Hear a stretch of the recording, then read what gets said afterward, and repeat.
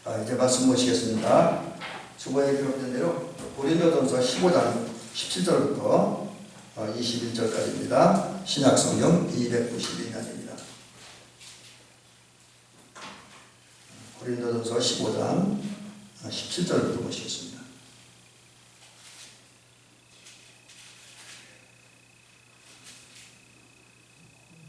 고린도전서 15장 17절 282면 제성경으로 예.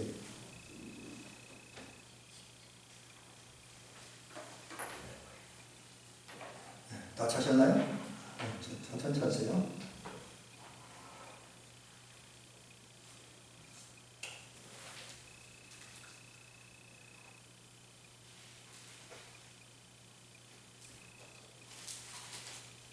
(282년인데) 제 성경으로 282년인데 성경에 따라 좀 차이가 있을 것 같아요. 제 성경 페이지 수를 보니까. 공독을 합니다. 그리스도께서 다시 살아나신 일이 없으면 너희 믿음도 헛되고 너희가 여전히 죄 가운데 있을 것이요. 또한 그리스도 안에서 잠자는 자도 망하였으니 만일 그리스도 안에서 우리가 바라는 것이 다만 이 세상 살뿐이면 모든 사람 가운데서 더욱 불쌍한 자이리라. 그러나 이제 그리스도께서 죽은 자 가운데서 다시 살아나사 잠자는 자들의 천열배가 되셨도다. 사망이 한 사람으로 말미암았으니 죽은 자의 부활도 한 사람으로 말미암는도다.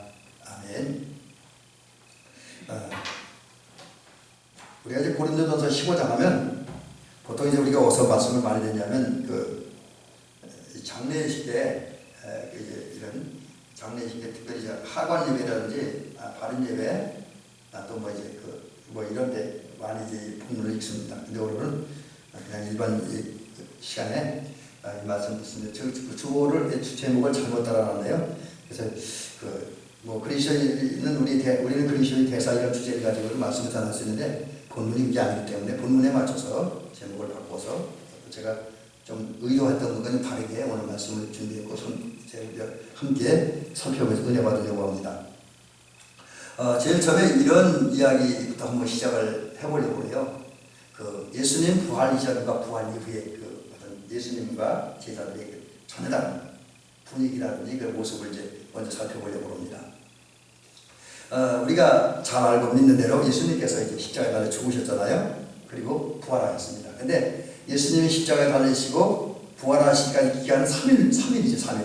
이 3일은 우리께서 길다면 길 수도 있겠지만 우리 그 역사라고 흐름 속에서 볼 때 3일이 결국 긴 시간은 아닙니다. 그죠? 뭐 우리가 이렇게 요즘 지나다 보면 눈 한번 번쩍 뜨면 일주가 확 지나가는 것 같아요. 이제 저같이 목사님들은 사실 이제 주일이 지나고 월요일쯤 되면 좀 마음이 이제 좀 홀가분한데, 근데 홀가분했던 마음이 이제 어느 또 이제 사명감을 어떤 거룩한 부담감이라고 저희 표현하는데, 이제 또 예배를 드리고 말씀 선포해야 된다고 하는 이런 생각을 가득 차는데, 그래서 이것들이 금방금방 오는 것 같아요. 전도사 때는 그렇게 빠른 걸 몰랐는데, 요즘에 이제 나이가 좀 듣고 뭐 이제 목회 좀 하다 보니까 시간이 굉장히 빨리 지나가는 것 같아요. 근데 그런 빠르게 흐르는 시간 속에서 보면 3일이라는 시간은 그렇게 긴 시간은 아닙니다. 근데 그 짧은 3일, 물론 그 전에 한 이틀 더 앞으로 당길 것 같아요. 그래서 한 4, 5일 정도의 차이가 있는데 4, 5일 전에 분위기하고 4, 5일이 지난 후에 그 예수님과 예수님 제자들과 그 예루살렘의 모습과 분위기는 전혀 달라집니다. 근데 이제 그 기점이 뭐냐면 예수님께서 십자가에 달려 죽으시기 직전과 죽으시고 죽으신 그 상황, 그리고 부활한 3일 후에 예수님 부활하잖아요. 그 부활 후에 그 모습이 제자들이나 예수님이나 전혀 다릅니다. 그리고 그 예수님과 제자들을 바라보는 주변 사람들의 인식도 느낌도 전혀 달라지죠. 이제 그 얘기를 좀 더 해드리면 이렇게 얘기할 수 있을 것 같습니다. 그래서 먼저 그 주님의 십자가의 죽음을 기점으로 해서 이제 말씀드리는데, 먼저는 예수님 입장에서 예수님이 십자가에 달리실 때, 고난당할 때, 죽으실 때, 무덤을 붙일 때를 한 부분 딱 끊어놓고, 그 다음에 예수님께서 부활하신 후에, 물론 사실은 전문은 아니지만 그 며칠 사이에 이렇게 그 어떤 예수님 분 모습을 보면 전혀 다릅니다. 이제 우선 예수님 보면 십자가에 달리시기 위해서 그 겟세마네 동산에서 기도하시고 체포되잖아요. 체포되고 그 다음에 이제 그 대제사장 가야바의 집으로 끌려가서 거기 신문당하고 또 빌라도의 법정으로 끌려가서 신문당하고 십자가에 넘어받고 그리고 이제 골고다 언덕에 가서 십자가를 지십니다. 그때의 예수님의 모습 결코 화려하다고 볼 수 없죠. 그리고 장엄하고 뭐 휘황찬란하고 그런 모습은 아닙니다. 오히려 그 주변에서 볼 때에 예수님을 사랑하는 사람들의 입장에서 볼 때는 그 고난당하는 예수님의 모습이 안타깝지요. 그 다음에 안타까울 뿐만 아니라 또 다른 사람들 입장에서 볼 때는 그 매맞고 굶주리고 막 찢어지고 깨지고 피 터지고 뭐 이런 거, 또 심지어 뭐 십자가에 달려서 고통스러운 그 모습을 볼 때 참 너무 비참하죠. 그리고 하나님 얼마 전까지만 뭐 놀라운 능력을 행하잖아요. 귀신 들린 사람 귀신을 쫓아내고 바다에도 걷고 그랬던 예수님께서 그 체포되는 순간부터 죽으시고 무덤에 거친 그 무덤에 들어가는 순간까지 너무나 무기력하다. 희망을 못 삽니다. 거기다가 그 대제사장들의 신문이라든지 그다음에 바나바 빌라도의 신문 뭐 이런 데에 대해서 뭐 거칠게 한가도 못하고 반대 논리도 펼치지 않잖아요. 이런 모습을 보면서 사람들이 예수님 입장이 어떻겠습니까? 예수님도 그 예수님 이런 모습 보면 예수님 자신이 이게 뭔가 이상한 거 아닌가 뭐 그런 느낌도 들 수 있을 것이고 주변 사람들이 봐도 꼭 망한 것 같고 실패한 것 같고 이제 그렇게 느낄 수도 있겠죠. 한마디로 보면 십자가에 달려 죽으시고 무덤에 묻히시는 그 예수님의 모습을 외형적으로 그 당시 그 사건 팍 놓고 보면 물론 이제 하나님의 거기 다 있지만 메시아다운 모습이 전혀 보이지 않았지요. 근데 3일이 지난 후의 모습은 전혀 달랐습니다. 우리가 잘 아는 대로 예수님께서 안식구 첫날 새벽에 무덤문을 해치시고 사망거세를 물리치고 또 무덤 입구를 막은 그 경비병들을 물리치고 부활하셨잖아요. 다시 살아나셨습니다. 한마디로 보면 예수님은 무덤과 사망과 지옥 권세를 어둠의 권세를 물리치고 부활하셨습니다. 그래서 이제 그 부활하신 모습으로 다 사람들에게 나타나고 또 뭐 군병들에게나 군병들에게 나타났던 기록은 성경에 없으니까 군병들은 몰라도 그래도 군중들에게 나타나고 그랬으니까 이때에 예수님의 모습을 등당당했지요.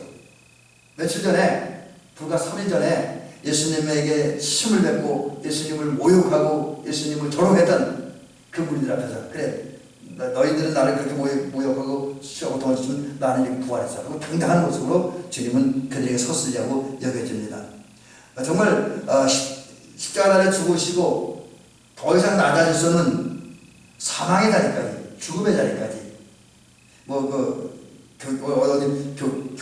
초대교회 그 역사를 보니까 아주 가장 낮은 자리까지 들어갔다. 근데 제가 그 얘기 몇 번 소개했는데 오늘 그 얘기는 안 할게. 너무 좀 그러니까. 근데 그렇게 그 낮은 자리까지 가장 비참한 자리까지 내려가시는데 하나님께서 그 예수를 다시 살리시고 그 예수를 다시 높여주시잖아요. 그래서 어떻게 됩니까? 결국은 예수님은 모든 사람들이 주와 그리스도가 되잖아요. 모든 사람들이 그 앞에 무릎을 꿇게 되었습니다. 그래서 이제 예수님은 십자가에 달려 죽으신 데 가장 낮으셨지만 가장 높은 자리, 가장 위대한 자리에 올라가셨고 또 당신 스스로도 당신이 하신 말씀들을 스스로 성취하심으로써 당신은 참된 분이다. 믿을 만한 분이다. 또 믿어야 된다는 사실을 우리에게 알려주셨고 또 당신이야말로 그 말씀을 하셨고 미래의 일을 말씀하셨고 말씀을 성취하신 그 예수님은 우리의 그리스도가 되고 우리의 왕이 되고 우리의 주인이라는 사실을 확실하게 증명해 주셨습니다. 이 얘기를 하면 좀 더 구체적으로 얘기를 하면 이런 거죠. 예수님께서 우리가 마태복음도 그렇고 누가복음에도 등장하는데 약 3차례에 걸쳐서 이제 공생의 사역을 하면서 3차례에 걸쳐서 십자가에 달려 죽으시고 부활하신 것을 예고해 주셨잖아요. 그죠? 근데 그 말씀대로 예수님이 십자가에 달려 죽으셨고 그 말씀대로 부활하셨습니다. 그래서 이 40절에서 예수님은 나는 허풍쟁이가 아니야, 거짓말쟁이가 아니야. 나는 하늘의 비밀을 말하는 사람이고 그 하늘의 비밀을 말하고 하늘의 비밀을 성취하는 분이야.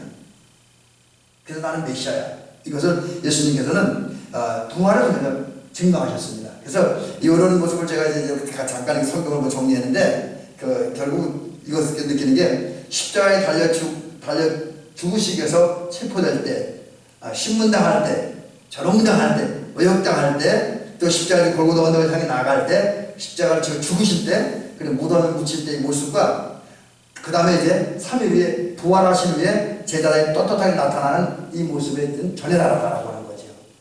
또 이런 그 차이점은 예수님에게만 나타난 것이 아니라 제자들에게도 나타나죠.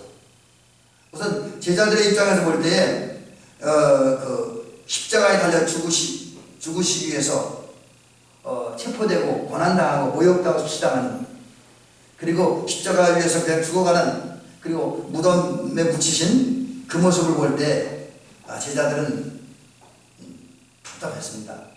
비참했습니다. 한마디로. 그리고 시비가 자절에 빠졌지요.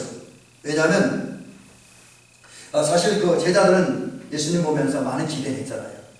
우리가 잘 알다시피 예수님의 제자들 가운데 예수님을 따라다니는 훈련을 받았지만 예수님은 진짜 영적인 메시아, 우리 영혼을 구원하고 우리 영혼을 하나님 나라로 이끌 메시아라고 알고 따른 제자들은 없습니다. 나중에 물론 이제 초대교회 탄생 직전에 성령 체험하고 그리고 은혜 받고 난 다음엔 그걸 알았지만 그 전까지 예수님께 적어도 부활하기 시작까지 그걸 몰랐어요. 그냥 자신들의 어떤 욕망을 성취하기 위해서 예수님을 따라다녔는데 그 예수님이 무력하게 체포됩니다. 그리고 뭐 이런저런 소리로 조롱당하고 비난당합니다. 신문을 받습니다. 그러면 거기에 대해서 예수님에게 뭐 당당한 무슨 얘기가 있어야 되는데 당당한 얘기도 없잖아요. 아무 얘기도 안 하잖아요. 그 모습을 보니까 제자들이 아주 한 말씀 하시는 거던데, 당신 능력이 있다면 정말 메시아라고 한다면 특별히 주님께 베드로가 주는 그리스도이신 살아계신 하나님의 아들이라고 할 때 기뻐하고 천국 열쇠를 주신다고 했는데 이런 말씀 속에서는 그거지요. 베드로 고백대로 나는 하나님의 아들이 맞다. 그리스도가 맞다라는 거죠. 메시아가 맞다라는 거죠. 그렇다고 한다면 그런 하나님의 아들답게 메시아답게 그 빌라도의 제사장의 신문에 뭔가 좀 뚜렷한 대답을 해서 그 함정을 벗어나기도 하고 또 힘으로 그들을 물리치셔야 되는데 주님은 그런 거 안 하잖아요. 변명도 안 하고 어떤 일도 하지 않습니다. 그리고 그냥 아주 고통스럽게 하나님의 아들 장엄한 모습 죽는 것도 아니라 아주 고통스럽게 아주 비참하게 죽고 가잖아요. 그런 모습을 보면서 제자들은 실망합니다. 이제 예수님이 죽으니까 제자들의 희망 꿈은 다 사라졌어요. 그리고 주님을 향한 신뢰감도 믿음도 사랑도 사라졌습니다. 그들에게 남은 건 좌절과 절망뿐입니다. 기대할 게 아무것도 없어요. 그래서 어떻게 합니까? 제자들이 뿔뿔이 흩어지잖아요. 어떤 제자들은 예루살렘 엠마오 마을로 갔고, 어떤 제자는 갈릴리 바다로 갔고, 또 어떤 제자는 다른 곳에 꼭 숨어 있기로 다 흩어져 버렸습니다. 이 실망한 제자들의 모습이죠. 그러면서 제일 흩어진 제자들은 우울했을 것이고 정말 마음이 좋지 않았을 것입니다. 그런데 그랬던 제자들이 3일 후엔 달라졌잖아요. 어떻게 달라집니까? 우선 안식 후 첫날 새벽에 막달라 마리아에 있던 세 여인이 예수님의 시신에 향료를 발라드리면서 마지막 정성을 표시하기 위해서 무덤에 갔다가 빈 무덤을 확인했고 예수님 부활 소식을 들었고 얼마 후에 막달라 마리아가 부활하신 예수님을 만났습니다. 그리고 막달라 마리아에 여인을 통해서 예수님이 부활했다는 소식을 듣게 되었습니다. 물론 그때 즉시 기뻐한 사람도 있지만 도마 같은 경우는 그 소식을 듣고도 믿지를 못했습니다. 그러나 점차적으로 예수님이 부활하셨고 부활 소식이 전해지면서 각처로 흩어졌던 제자들은 다시 모이기 시작했습니다. 예수님이 죽었다는 그 현실 앞에서 기쁨을 잃었고 용기를 잃었고 삶의 의욕을 잃었고 꿈을 이루고 희망을 이루고 신앙을 이뤘던 그 사람들이 이제 다시 돌아오는 거예요. 육신적으로 예수님 앞으로 모여들기 시작했지만 그리고 예수님을 만났습니다. 그들이 이뤘던 신앙을 다시 회복했어요. 이뤘던 용기를 찾았습니다. 이뤘던 꿈을 찾았습니다. 물론 이제 좀 전과 좀 다른 의미의 꿈이지만 이뤘던 꿈을 찾았습니다. 그리고 이젠 예수님의 제자라고 하는, 그리고 부활하신 예수님을 목격했다고 하는 이것에는 자부심과 긍지를 갖게 됐습니다. 그 자부심과 긍지가 얼마나 컸던지, 부활하신 예수님을 만난 그 기쁨 감격이 얼마나 컸던지, 의심만 도마조차도 예수님에 대한 신앙을 확실하게 회복하잖아요. 그래서 뭐라고 그럽니까? 주님은 나의 주여 나의 하나님이라고 고백을 하잖아요. 또 엠마오 마을로 도망가던 그 두 제자도 그런 얘기를 하잖아요. 예수님께서 성경을 풀어가면서 처음엔 부활하신 예수님과 같이 걸어가면서 그분이 예수님인지 몰랐는데, 그러나 한참 지난 다음에 예수님과 함께 식사를 할 때, 그러니까 그때는 예수님인지 모르고 동행자와 함께 식사를 할 때 눈이 밝아졌습니다. 그래서 예수님을 알아봤잖아요. 그리고 예수님이 떠난 후에 그들끼리 얘기하는 게 뭡니까? 예수님이 성경을 풀어주실 때 그들의 마음이 뜨거웠다는 거지. 한마디로 보면 부활하신 예수님을 만난 다음에 제자의 신앙도 회복했고 용기도 회복했고 꿈도 회복했고 또 이제 어떤 영적인 열정도 갖게 되었고 주님의 제자로서의 자리로 돌아오게 됐던 것이죠. 여러분, 이것을 볼 때 이 부활이라고 하는 것은 예수님에게도 그렇지만 제자들에게 그 삶을 완전히 바꾸는, 그래서 좀 심하게 저주 상태에 있던 이 사람들이 복된 상태에 돌아오게 됐고, 죽음의 상태에 있던 제자들이 생명의 상태로 돌아오게 됐고, 이제 그 무기력했던 제자들이 힘으로는, 그리고 용기로는, 지혜로는 그런 계기가 마련되었던 것이죠. 이런 면에서 보면 예수님의 부활은 참 가치 있고 위대한 것이다. 그래서 우리 기독교에서 사실 가장 많이 강조되고 다뤄져야 될 부분이, 물론 저는 요즘 이제 우리 웨슬리 목사님 영향을 받아서 하나님 나라에 대한 얘기를 많이 하지만 그와 함께 예수님의 부활이 끊임없이 강조돼야 돼요. 오히려 성탄보다 어떤 목사님 그러더라고요. 성탄보다 기독교의 더 큰 명제는 부활절이다. 그렇게 얘기를 하더라고요. 성탄절보다. 그러니까 이제 그만큼 성탄절도 물론 의미가 있지만 부활절이 우리 성도들에게나 주님에게나 제자들이 가져온 변화와 영향력은 크다라고 하는 거죠. 그러면서 이런 생각을 어떻게 해봅니다. 만약에 예수님이 부활이 없었다면 어떻게 됐을까? 예수님이 부활하지 않았으면 어떻게 됐을까? 그런 생각을 해봅니다. 근데 오늘 우리가 읽은 고린도전서 15장 17절부터 21절까지 말씀을 보니까 크게 두 부분으로 나눠서 우리가 고린도전서 15장 17절부터 21절에서 이제 귀한 진리를 발견합니다. 이게 뭐냐면 첫째로 17절부터 19절 사이에서는 예수님이 부활이 없었다면 일어날 그 비극, 그 좋지 않은 결과에 대한 이야기를 해주고 있습니다. 그래서 오늘 본문에 보니까 예수님이 부활이 없을 때 만약 부활하지 않았다면 일어날 비극을 몇 가지를 얘기를 해줍니다. 네 가지를 얘기했는데, 첫째는 예수님이 부활하지 않았다면 선교도 우리가 이제 복음 전하는 거잖아요. 권사님에서는 복음 전하잖아요. 이웃에 그것도 예수님 부활이 없다면 헛될 것이고, 또 우리가 예수님을 믿는 믿음도 헛될 것이다. 이 헛되다고 하는 말은 허무맹랑한 얘기가 된다는 거죠. 의미 없는 얘기, 공허한 얘기, 쓸데없는 얘기, 아무 도움과 유익이 되지 않는다는 거죠. 부활이 없다. 우리가 전도하는 거, 우리 예수 믿는 거, 이제 부활이 없으면 결국은 우리의 믿음 생활은 아무 의미도 가치도 없고 허무맹랑한 그런 얘기, 그 추상적인 얘기를 따라가는 종교적인 신앙생활에 불과할 수 있다라고 하는 거죠. 근데 부활했으니 이런 헛된 지경에 가지 않게 됐으니 얼마나 감사한지요. 그다음 둘째는 만약 예수님의 부활이 없었다고 한다면 저와 여러분들은 하나님을 거역한 거짓 증거자가 되는 거죠. 거짓 증거라고 하는 말을 오늘 성경에서 사용하는 15절에 보니까 부활이 없다면 우리 하는 얘기가 거짓 증거라는 거죠. 근데 거짓 증거라는 게 뭐냐면 옳지 않은 사실, 또 없는 사실을 마치 있는 것처럼, 옳지 않은 사실을 옳은 것처럼, 잘못된 것을 의로운 것처럼 포장하고 두각해서 이야기하는 것을 거짓인 거라고 얘기합니다. 근데 이런 거짓인 걸 하지 말라고 주님은 일찍이 말씀하셨어요. 하나님은 십계명을 주실 때에 구약의 계명에 9번째 계명에서 내 이웃에 대하여 거짓인 거 하지 말라. 없는 것을 있는 것처럼 말하지 말고 잘못된 것을 옳은 것처럼 잘된 것처럼 이야기하지 말라. 그렇게 말씀하셨습니다. 그런데 만약에 그리스도의 부활이 없다고 한다면 그런 상태에서 우리가 어떤 신앙의 논리를 얘기하고 영적 진리를 얘기하면 그건 다 거짓인 거라는 거죠. 그런데 주님은 우리를 거짓말장이로 이렇게 거짓인 거 하는 사람을 만들어 놓지 않습니다. 왜? 부활하셨기 때문에. 그래서 근데 부활하셨기 때문에 거짓은 그자가 되지 않게 했어요.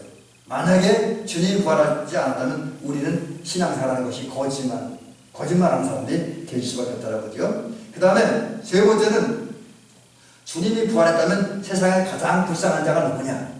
가장 불쌍한 자가 믿음으로 살다가 믿음 안에서 죽는 사람들이라는 거죠. 실제로 우리 성경을 봐도 그렇고 교회에 봐도 그렇고 많은 사람들이 믿음을 살다가 믿음을 지키다가 이제 죽었잖아요. 예를 들면 아담의 타락 후 많은 믿음의 사람들이 믿음 없는 사람들에 의해서 핍박당하고 고난당하고 죽음을 당했는데 그 중에 첫 번째 사람이 아벨이죠. 아벨이 믿음이 있었고 하나님을 사랑하는 마음이 있었기 때문에 하나님 앞에 제사를 드릴 때 여기서 뭐 양을 드리느냐 농산물을 드리느냐 이게 중요한 건 아니죠. 아벨이 그래도 하나님을 사랑하는 마음, 하나님을 향한 견고한 믿음이 있었기 때문에 양을 드릴 때에 그 양을 제물로 드릴 때 아주 좋은 것으로 정성스럽게 최선을 다해 좋은 것으로 예물을 드렸다라고 하는 거죠. 그게 이 아벨의 믿음의 표현이었습니다. 근데 그 가인은 그런 게 없이 그냥 습관적인 형식적으로 농산물 갖다 예배드리다 보니까 하나님은 거절당하고 그게 화가 나서 믿음 없는 가인이 믿음 있는 아벨을 쳐 죽인 거죠. 이게 이제 믿음 없는 사람이 믿음 있는 사람을 살해한 첫 번째 살인 사건이고, 그 다음에 성경에 보니까 아하방의 아내인 이세벨이 아하방의 도움을 받아서 그 북이스라엘의 선지자를 많이 죽였습니다. 그리고 엘리야 선지자도 죽이려고 무단히 했었잖아요. 물론 죽이지 못했지만요. 또 우리가 신약 성경에서 보면 사례들의 공에 거기 뭐 제사장이라든지 서기관 바리새인들 그 다음에 여러 가지 율법학자들 또 정치 지도자들 군인들 이런 사람들이 합세해서 예수님을 죽이기도 했고요. 또 사례들의 공회를 비롯한 그 분종들이 스데반을 자기들과 다른 얘기한다 그래서 결국 죽였고, 또 헤롯 왕은 자기 왕권을 유지하기 위해서 또 유대인들의 유대 지도자들에게 환심을 사기 위해서 당시 초대교회 지도자 중에 한 사람은 야고보를 칼로 목베어 죽이기도 했습니다. 일본 순경은 이제 주기철 목사님을 죽였고, 봉산당원들은 우리 또 이제 손양한 목사님을 죽였잖아. 이렇게 많은 불신자들이 믿음의 선배들을 죽였습니다. 그래서 믿음 없는 사람들에 의해서 믿음 있는 사람 죽음을 당하고 순교를 당하기도 했습니다. 정말 그분들은 믿음을 지키기 위해서 그렇게 했어요. 근데 만약에 예수님이 부활하지 않았다고 한다면 그들의 믿음으로 죽는 죽음이, 믿음을 지키다가 죽는 죽음이 또 믿음을 사는 삶이 의미 없고 불쌍한 것이죠. 믿음이 없어서 허무한 건데, 부활이 없어서 허무한 건데 아무 가치도 없는데 아무 가치 없는 것을 위해서 목숨을 걸었다는 것은 가장 불쌍하고 가장 어리석은 사람이 됩니다. 근데 예수님은 부활하심으로 우리 성도들이 그렇게 어리석은 사람으로 삶을 살지 않도록 해 주셨다고 하는 것을 볼 수가 있습니다. 그러면 이제 이렇게 예수님의 부활은 우리에게 중요한 이제 의미를 주고 있죠. 그렇다면 예수님의 부활이 지금 사실일까 아닐까? 어떤 분들은 예수님의 십자가의 죽음까지 인정하는 경우도 있어요. 제가 옛날에 어릴 때 봤던 어떤 책의 기록에 의하면 그 초등학교 교과서라고 생각이 되는데 거기에 이제 예수님을 소개하는 글이 있는데 그 글에 보면 예수님께서 유대에 태어났고 베들레헴에 태어났고 그 십자가에 달려 죽으셨다는 것까지는 그 예수님이 사랑하실 사람 이거까지 인정하더라고요. 근데 부활에 대한 얘기는 써 있어요. 근데 의심 안 줍니다. 그냥 성경에는 예수님 부활했다고 써 있다. 그 정도로 기록된 것을 왔던 거죠. 이것은 예수님의 부활을 부정하는 것입니다. 실제로 오늘날도 많은 사람들이 예수님의 부활을 믿지 않고 부활을 부정하고 있습니다. 하지만 아무리 그런다고 해도 예수님의 부활은 사실입니다. 여러분 이것을 믿으시기 바랍니다. 그래서 그 예수님의 부활을 이제 입증하는 증거가 있어야 그래도 우리가 예수님의 부활이 사실이라고 안 믿는 사람들 앞에서나 그 다른 신앙인들 앞에서 강조할 수 있지 않습니까? 그래서 여러 가지 증거들이 있지만 예수님의 부활을 증거하는 증거를 세 가지 정도를 찾아보고자 합니다. 먼저 그 사도 바울과 예수님의 형제였던 야고보가 회심한 사건이 예수님의 부활을 증거하는 사건입니다. 그 중에 이제 바울 얘기를 먼저 해보면 그렇습니다. 원래 바울은 처음에 사울이었잖아요. 그리고 예수 믿는 것이 아니라 예수 믿는 자를 핍박하고 죽이던 사람이었습니다. 또 예수님을 향해서도 신성모독을 하고 다니는 이단 사상가로 보기도 했습니다. 그리고 이제 예수님을 이단으로 보고 예수 믿는 사람들을 적대 감정을 품었기 때문에 예수님을 믿는 사람을 죽이기 위해서 혈안이 되어 있던 사람이고 그 혈안이 된 가운데 담에색을 가다가 빛 가운데 찾아오신 예수님을 만났지요. 그리고 나는 내가 핍박하는 예수라고 하는 그런 말씀을 들었고 또 집가라 가면서 성으로 가면 너에게 할 일을 알려줄 자가 있다라고 말씀을 듣고 이제 담에색 도성으로 갔고 금식하고 그리고 기도하고 그 다음에 아나니아라는 사람이 안수와 기도할 때 눈에서 비늘 같은 것이 벗어짐으로 새로운 눈을 뜨게 되었습니다. 그래서 그때부터 이제 바울 사도 이제 사울은 바울이 됐고 예수님의 부활을 믿고 예수님의 부활을 전하는 물론 예수님의 십자가도 전했지만 예수님의 십자가 부활을 전하는 그리고 그 진리의 은혜에 의해서 우리 사람들이 의로움을 얻고 구원받고 하나님의 자녀가 된다는 사실 전하는 그런 사람이 됐습니다. 그래서 철저하게 유대교에 속하고 기독교를 받게 했던 예수를 받게 했던 그런 사람이 예수의 부활을 믿고 전했다고 하는 것이 예수님 부활이 확실한 증거이죠. 또 야고보가 있는데 성경에 야고보는 여러 사람이 등장합니다. 근데 그 여러 사람의 야고보 가운데 예수님의 동생, 육신의 동생 중에 야고보가 있었습니다. 근데 이 야고보는 예수님을 믿지 않았어요. 예수님 메시아라고 하는 걸 믿지 않았어요. 그걸 정신나고 미친 짓이라고 생각을 했습니다. 그리고 오히려 예수님의 전도사역할 때에 예수님을 붙들러 오기도 했었습니다. 근데 그랬던 야고보가 어떻게 예수님을 일하는 특별히 이제 성령 강림 후에 베드로에 이어서 예루살렘의 총지도자 요즘 우리 감리교 우리 기독교 대한 감리교식으로 하면 감독회장이 2대 감독회장이 되었습니다. 그럼 어떻게 예수님을 반대하고 예수님은 미친 사람이라고 얘기했던 그 야고보가 그렇게 됐습니까? 결국 부활하신 예수님께서 친히 찾아오셔서 당신의 부활하신 몸을 보여주셨습니다. 그 순간 확 열린 거죠. 영안이 열려서 예수님의 부활을 믿고 받아들이고 예수 믿음을 살고 헌신하면서 훌륭한 지도자가 되는 거죠. 그러니까 이렇게 불신자들이 대적하는 사람들이 변화되어서 예수님을 위해서 헌신하고 희생하고 나중에 순교하는 그런 사람들이 된 것을 보면 예수님의 부활이 사실이다라는 것을 우리가 확실히 알게 됩니다. 그 다음 둘째는 비어있는 믿음. 예수님의 이제 십자가에 달려 죽으시고 이제 무덤에 묻히셨습니다. 그리고 안식 후 첫날 새벽에 그 막달라 마리아와 야고보의 어머니 마리아와 샬로메가 예수님의 시신에 향유를 발라드리고 마지막 사랑과 정성을 표시하기 위해서 예수님 무덤을 찾아갔습니다. 근데 그때 어떤 일이 벌어집니까? 예수님의 무덤을 막았던 돌이 굴려졌잖아요. 그리고 그 굴려진 돌 틈을 지나서 무덤 안에 들어가 보니까 예수님의 시신이 없습니다. 빈 무덤이 되어 있었어요. 그리고 얼마 후에 이제 막달라 마리아는 부활하신 예수님을 만났잖아요. 그리고 그 후에 제자들이 가봤는데 베드로가 갔을 때는 빈 무덤이었습니다. 만약 예수님이 부활하지 않았으면 예수님의 시신이 거기에 있어야 되는데 누구든지 주장돼서는 그 상황에서 예수님의 시신을 훔쳐갈 사람은 아무도 없습니다. 이미 무덤은 큰 돌로 막혀있고 거기 경비병이 지키고 있었기 때문에 아무도 예수님의 시신을 훔쳐갈 수 없습니다. 그래서 만약에 예수님께서 부활하지 않았다고 한다면 예수님은 그 무덤 속에 있어야 되는데 부활하기 때문에 무덤 속에 없는 거예요. 빈 무덤. 그러니까 예수님의 무덤이 비어있었다는 이 사실이 결국은 예수님의 부활이 사실이라고 하는 거죠. 또 세 번째는 그 예수님을 부활하신 예수님이 사람들을 찾아오셨고 제자를 찾아오셨는데 그 사건들이 예수님의 부활이 사실이라는 것을 증명하죠. 조금 전에도 말씀드렸지만 안식 후 첫날 새벽에 부활하신 예수님은 안식 후 첫날 저녁 때에 당신의 무덤을 찾아왔던 막달라 마리아를 찾아오셨고, 그리고 또 그 물을 꽂고 걸어 잠그 골방에 숨어있던 제자들을 찾아오셨고, 엠마오 마을로 가는 제자들도 찾아가셨고, 또 실망해서 갈릴리 바닷가에서 고기를 잡는 어부들을 찾아오시기도 하셨습니다. 그래서 이렇게 예수님은 부활하신 다음에 제자들과 군중을 찾아오셔서 그들을 만나셨습니다.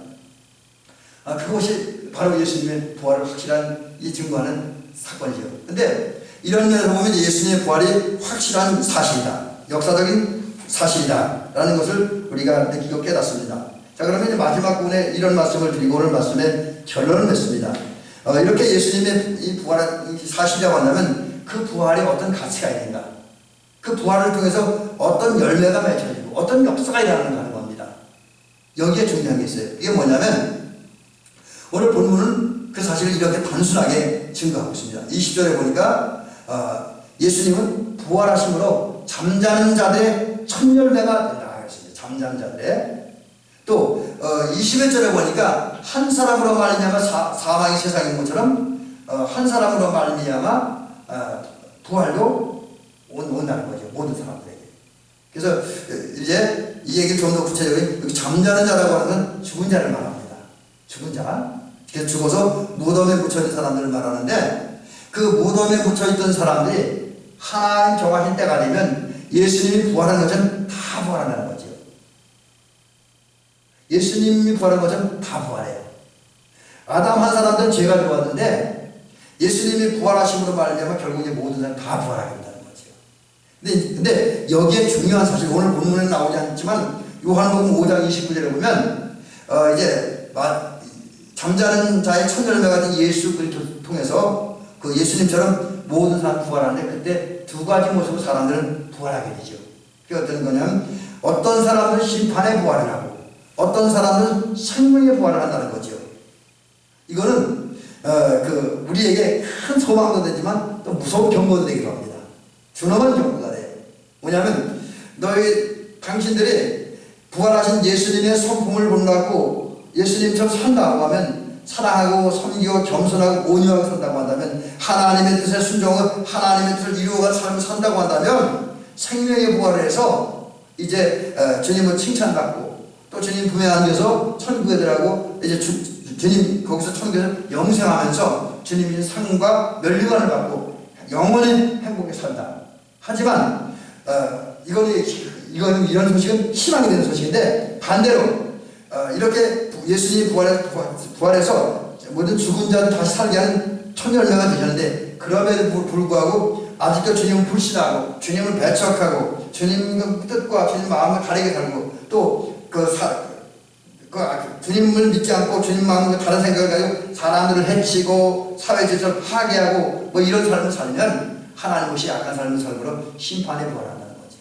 그래서 결국은 알고가 축정으로 인정하고 영원한 형벌에 들어가게 된다라는 경고입니다. 여러분, 이것이 주님의 부활이 가져온 열매의 가치입니다. 예수님의 부활은 우리의 부활을 미리 부활을 가져오게 하는 하나의 어떤 시금석 또 기초가 되었습니다. 예수님이 부활했던 것은 우리도 때가 되면 다 부활합니다. 근데 이제 정말 어떤 사람들은 죽음을 보지 않고 부활할 사람도 이제 부활하신 주님을 만나는 그런 사람도 있고, 대부분의 사람은 죽어서 무덤에 묻혔다가 때가 되면 이제 재림에 오신 주님과 함께 주님 재림에 오실 때 그때 부활해서 이제 거기에 합당한 대우, 곧 생명의 부활하는지 심판의 부활하는지 하게 될 것이라는 것이죠. 이 사실을 기억하면서 주님의 부활, 그것을 우리도 부활합니다. 근데 그 부활의 날에 저와 여러분은 심판의 부활을 하지 말고 생명의 부활에 이르는 저와 여러분이 될 줄 믿습니다. 그러기 위해서 오늘 저와 여러분 더욱더 이제 기도하고 또 더욱더 은혜를 사모하는 가운데에 이제 은혜 받아서 또 성령의 도우심을 받아서 큰 믿음의 사람들, 깊은 믿음의 사람들, 견고한 믿음의 사람들, 정말 그 구원받기 합당하고 하나님 나라 들어가기 합당한 그런 믿음의 사람들이 될 줄 믿습니다. 그리고 이제 그 믿음이 자라서 사랑으로 역사하는 믿음. 그래서 이제 사랑으로 역사하는 믿음 뭐 여러 가지 얘기할 수 있지만 가장 쉬운 건 우리가 하나님을 가장 사랑하는, 우리 모든 것을 다 봤죠. 하나님을 사랑하는, 그게 믿음의 단계 가장 높은 수준의 단계에 올라가는 거니까 그런 믿음을 가지고 이제 하나님의 뜻에 순종하는 그런 삶을 살고, 또 그 결과로 하나님의 선한 삶을 살다 인정받음으로 이제 잠자는 자들의 천년을 되신 주님처럼 부활할 때 생명의 부활에 이르는 전기를 주의 이름으로 축원합니다.